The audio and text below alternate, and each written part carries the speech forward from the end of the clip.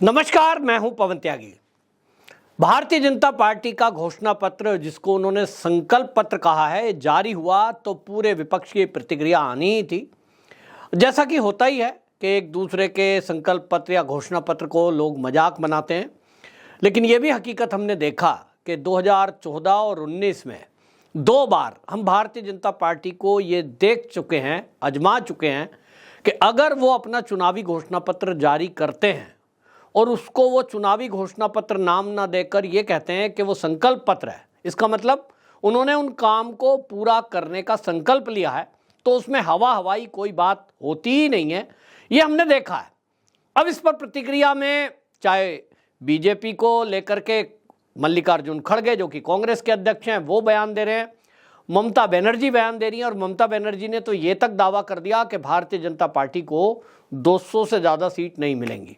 इसका मतलब वो ये कह रही हैं कि इंडिया अलायंस सरकार बनाने जा रही है। और इसके अलावा ये मैं अगली बात कह रहा हूं, जो टीएमसी के कई नेता बोल चुके हैं कि देश की जो प्रधानमंत्री हैं वो तो 2024 में ममता बनर्जी ही बनेंगी, क्योंकि इनका आकलन यह है कि पश्चिम बंगाल में 42 लोकसभा सीटों में वो कहते हैं बीजेपी को तो 3-4 मिलेंगी।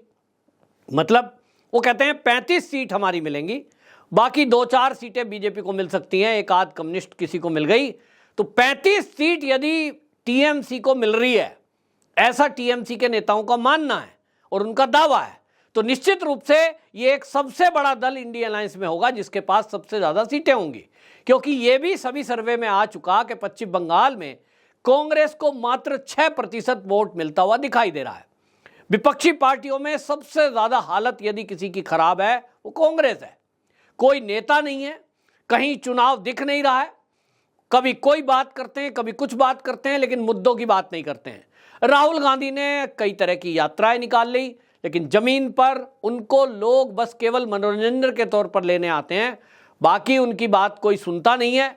हाँ, एक जातिगत मुद्दा, एक ओबीसी का मुद्दा, उनको ये समझ नहीं आया कहां से किसने दिया, ये सब कर रहे हैं। तो कांग्रेस का जो पिछला आंकड़ा है वो उन्होंने लगभग 50 के करीब पार कर दिया, लेकिन इस बार ये सभी सर्वे बता रहे हैं कि कांग्रेस तो यहां 30 का आंकड़ा पार नहीं कर पाएगी। अब इसलिए ममता बनर्जी को लगता है कि 42 में से वो 35 अगर ले आए तो दावा जो है एक तरफ होगा राहुल गांधी। भाई मान लीजिए राहुल गांधी की कांग्रेस में 35 सीटें आ गई कांग्रेस की, और ममता बनर्जी दावा कर रही है 35। हालांकि ये हवा हवाई है, पहले ही बता रहा हूं, ये उनका अपना आकलन है, कल्पना है। सर्वे क्या कह रहे हैं वो भी मैं बताऊंगा, लेकिन मान के चलिए जो ममता दीदी कह रही हैं कि बीजेपी की सरकार नहीं बनेगी, इंडिया अलायंस की बनने जा रही है, तो तब क्या होगा अगर दीदी की बात को सही मान लें? तो दीदी की बात अगर सही मान लें तो टीएमसी के कार्यकर्ता, नेता, विधायक ये कह रहे हैं, फिर तो दीदी का दावा बनता है।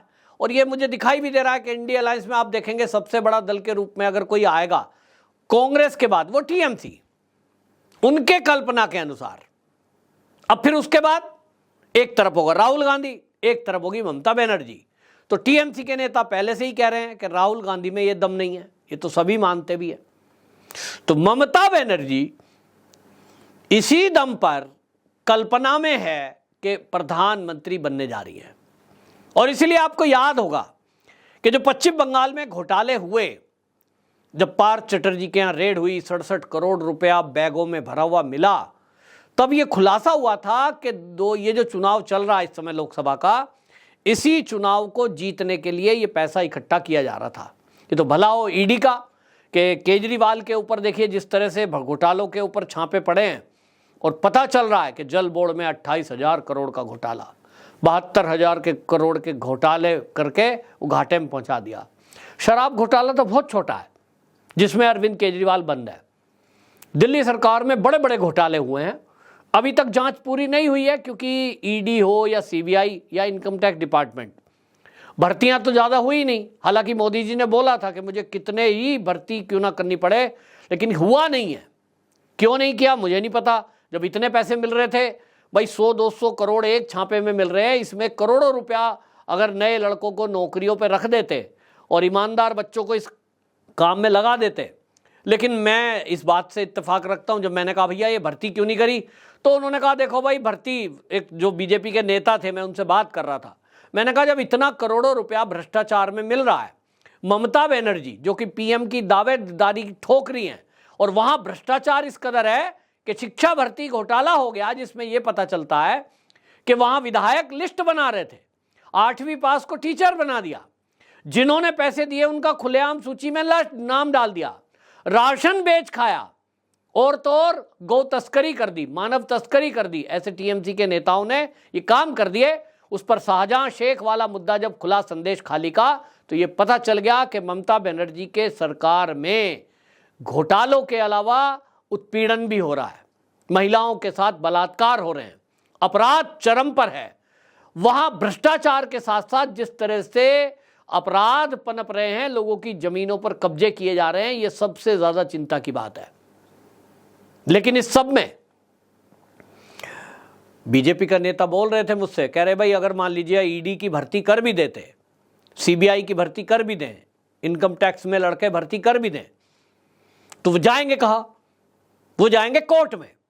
और कोर्ट में हालत यह है कि कोर्ट में केस पेंडिंग है लाखों की संख्या में। हमने कहा तो जजों की भर्ती कर दो। बोले उसके लिए कोर्ट बनानी पड़ेंगी, क्योंकि कोर्ट रूम, कोर्ट का परिसर जितना आज है उसके लिए अलग से बजट चाहिए कि वो कोर्ट ज़्यादा बड़ी बड़ी बन जाए। अब दिल्ली की सुप्रीम कोर्ट को ही देख लो, अभी उनका नया परिसर बन रहा है। तो हर जगह जरूरत है। कुल मिला के सबसे पहले वहाँ जरूरत है कि जज ज़्यादा हों, जजों के लिए न्यायालय ज़्यादा की संख्या में हो। अब सरकार बड़े बड़े न्यायालय बनाए, फिर बड़ी जेल बनानी पड़ेंगी, क्योंकि ये सब जेल में जाएंगे तो जेल में जगह ज़्यादा चाहिए।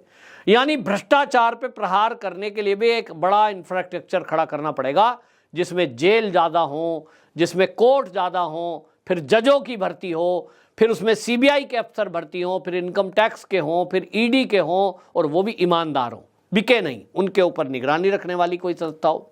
अभी तो होता नहीं, किसी अधिकारी को पकड़ लो, सस्पेंड कर दो, केस चलता रहता है, आधी तनख्वाह घर बैठ के मिलती रहती है, सरकार का वकील हार ही जाता है ज़्यादातर मामलों में।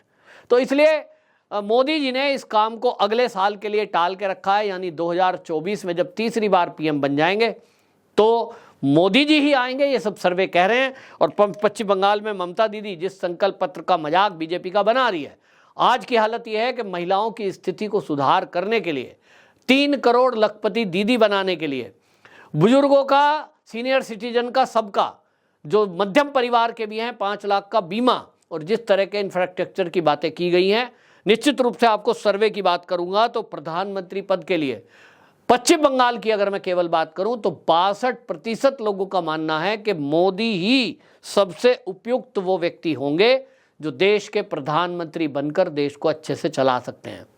और ममता दीदी जो खुद की ताल ठोकने के लिए अभी जिस तरह की बयानबाजी वहां चल रही है और कोशिश में है कि बीजेपी तो आएगी नहीं, हमारे ही सारी सीटें आएंगी, वो तो कहती है बीजेपी की एक सीट पश्चिम बंगाल में नहीं आएगी। तो भाई ठीक है, वो सपना देख रही है, लेकिन सर्वे क्या कह रहा है? सर्वे कह रहा है कि मात्र 32% लोग ममता बनर्जी के शासनकाल में खुश हैं ममता दीदी से। वो जो कह रही है ना मोदी या दीदी, तो लोगों ने बता दिया है कि मोदी, तो पीएम के लिए सबसे ज्यादा पसंदीदा चेहरा कोई है तो वो नरेंद्र मोदी।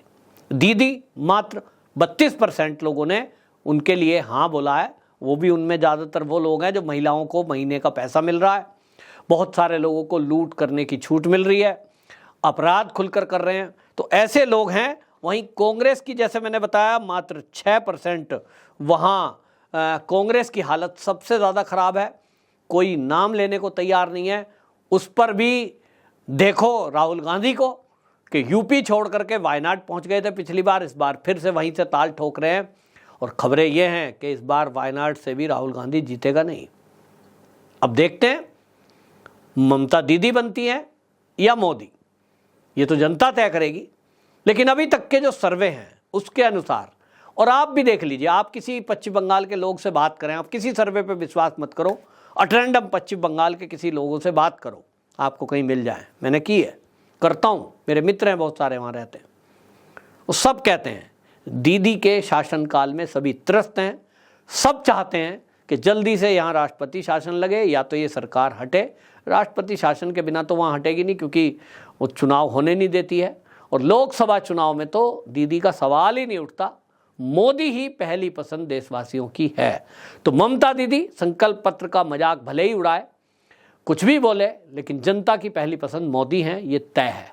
आप में से जो पश्चिम बंगाल के लोग हों, कमेंट बॉक्स में जरूर बताएं कि इस चुनाव में कितने लोग मोदी का साथ देने को तैयार हैं, यानी पीएम देखना चाहते हैं, कितने लोग दीदी को देखना चाहते हैं। वंदे मातरम।